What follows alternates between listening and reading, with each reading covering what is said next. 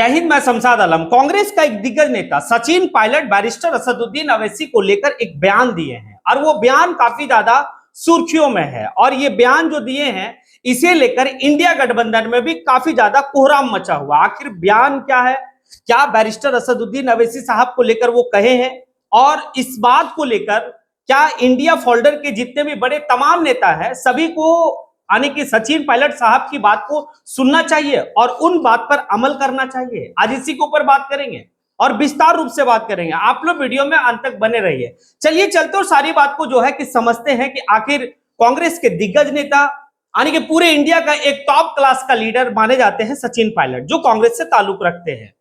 अब ऐसा है कि उनसे जो है कि भाई मीडिया वाले बंधु बहुत कुछ पूछे बैरिस्टर असदुद्दीन अवैसी साहब को लेकर। इस बात को कहे मीडिया वाले बंधु कि एक बात बताइए सचिन जी कि जिस तरीके से असदुद्दीन अवैसी बिहार के दौरे पे हैं और सीमांचल क्षेत्र में काफी ज्यादा एक्टिव जो है कि उनकी पार्टी है और वो इंडिया गठबंधन में शामिल होना चाहते हैं और इस बात को कहते हैं कि महज हमें 6 सीट ही दे दो भाई, हम इंडिया गठबंधन में शामिल हो जाएंगे, कोई दिक्कत नहीं है। तो इस जवाब को लेकर सचिन पायलट साहब का जो कहना था वो ये कहना था कि जितने भी यानी कि एनडीए फोल्डर के जितने भी यानी कि दल है सभी दल को इस पर सोचनी चाहिए और जितने भी ऐसे जो है कि भाई चाहे वो बीजेपी या एनडीए की सरकार को हटाना चाहती है बिहार से, सभी को सम्मान करनी चाहिए। अब इस बात को लेकर जो है कि भाई वो भी आगे इस बात को कहते हैं कि बैरिस्टर असदुद्दीन अवैसी साहब को हमने सुना है और हमने देखा है कि वो हमेशा जो है कि बीजेपी का खिलाफ में बात करते हैं, हमेशा जो है कि बीजेपी को आड़े हाथ लेते हैं और तथ्य के हिसाब से वो बात को रखते हैं। बात सही है, ये बात कोई गलत नहीं कह रहे वो। हालांकि जो है कि उनकी पार्टी कांग्रेस और जो है कि भाई इंडिया गठबंधन के तमाम वैसे फोल्डर उनको हमेशा जो है बीजेपी का बी टीम, बीजेपी का सी टीम, बीजेपी का सहयोगी दल कहते हैं, लेकिन ऐसा नहीं है। ये बात हमेशा से जो है कि जो ऊंचे कद के नेता है जो बात को समझते हैं वो बात इस बात को जान रहे हैं कि बैरिस्टर असदुद्दीन अवैसी साहब सदन में हमेशा जो है कि बीजेपी का अगेंस्ट में जो है कि वो रहे हैं। अब सचिन पायलट साहब यूपीए सरकार में जो है कि वो मंत्री रहे हैं और उस मंत्री के दौरान में जो है भाई बैरिस्टर असदुद्दीन अवैसी साहब को वो देखे कि किस तरीके से बीजेपी के खिलाफ में हमेशा जो है कि भाई मोर्चा संभालते थे, कैसे बीजेपी के खिलाफ में हमेशा बात को रखते थे। इसीलिए तो वो कहे कि मैं अवैसी साहब को देखा हूं और मैं अवैसी साहब को हमेशा देखा हूं कि भाई वो बीजेपी के खिलाफ में बात करते हैं। अगर सभी ऐसे दल साथ आते हैं तो इंडिया गठबंधन के लिए ज्यादा बेहतर होगा। बात सही है कि अगर इस तरीके का सोच रखने वाले जितने भी दल हैं अगर इंडिया गठबंधन के फोल्डर में आते हैं तो बेहतर होगा। अब देखिए ये बात सचिन पायलट साहब कह रहे हैं। अब सचिन पायलट साहब जो है भाई कांग्रेस के कोई छोटे मोटे नेता नहीं है, कांग्रेस के आला दर्जे का नेता है वो। अब एक बात समझिएगा, ये छिटपुटिया नेता लोग जो हमेशा बैरिस्टर असदुद्दीन अवैसी साहब को जो है कि लेके कहते हैं, जैसे हमारे झारखंड का भी जो है कि भाई एक इरफान अंसारी साहब है हेल्थ मिनिस्टर। अब बताओ, एक हमारा झारखंड में कहावत है कि सुपुआ तो सुपुआ चलनिया भी जो है कि भाई बोलने लगा है।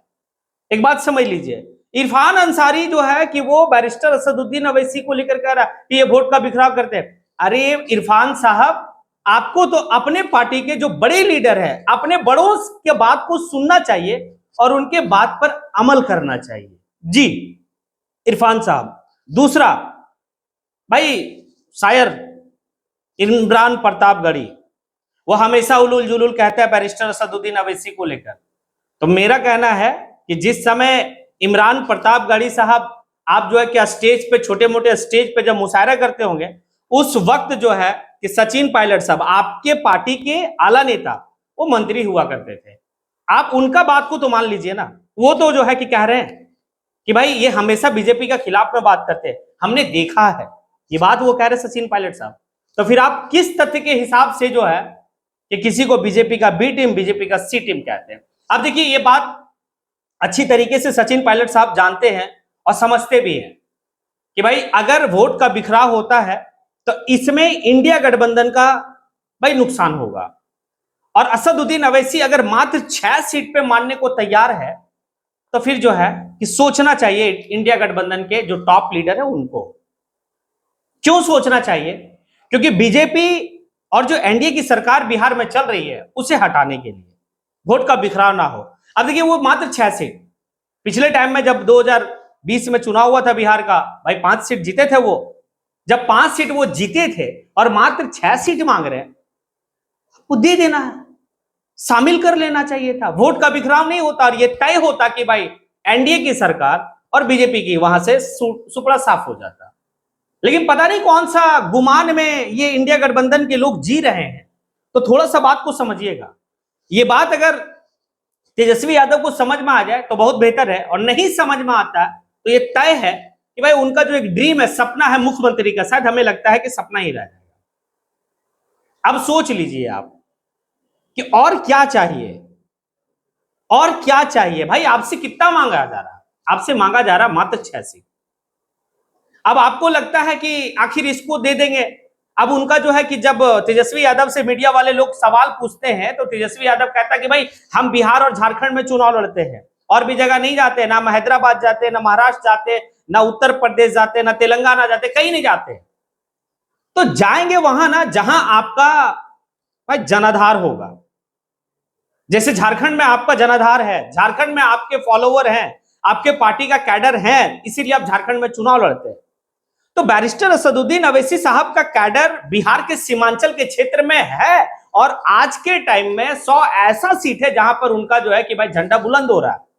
बैरिस्टर असदुद्दीन अवैसी साहब की पार्टी ऑल इंडिया मजलिस इत्तेहादुल मुस्लिमीन जब 2020 में चुनाव लड़ी तो चुनाव जीती ना, ऐसा नहीं कि नहीं जीती।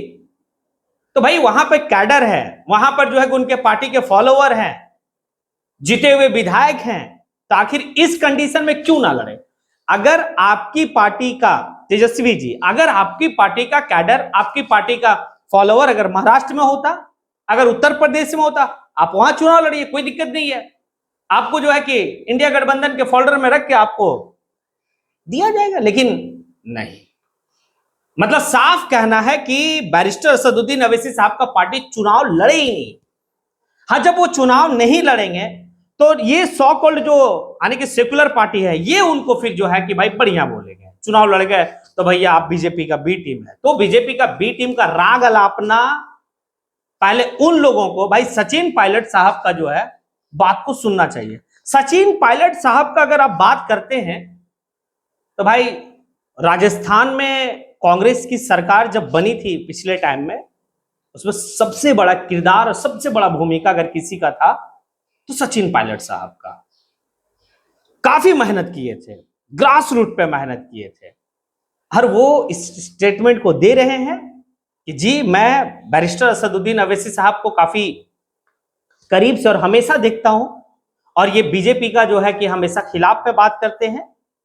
तो फिर इंडिया फोल्डर के लोगों को सोचना चाहिए, जितने भी एंटी एनडीए फोल्डर के लोग हैं उनको जो है कि भाई तवज्जो देनी चाहिए, जिनका जनाधार है।